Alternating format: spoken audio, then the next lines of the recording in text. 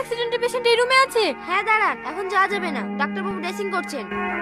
মা, আরে আরে কান্না করবেন না, উনি এখন সুস্থ, কিন্তু সময় মতো না নিয়ে আসলে অনেক বড় কিছু হয়ে যেত। আর সব থেকে বড় কথা, যিনি ওনাকে নিয়ে এসেছে তার সাথে পেশেন্টের রক্তের গ্রুপও মিলে গেছিল, তাই আমরা পেশেন্টকে খুব তাড়াতাড়ি রিকভারি করতে পেরেছি। না হলে আমাদের ব্লাড ব্যাংকে ও পজিটিভ রক্ত অ্যাভেলেবেল ছিল না। আপনারা এখন যেতে পারেন। মা, তোমাকে বারবার বারণ করলাম বাজারে যাও না, বাজারে যাও না।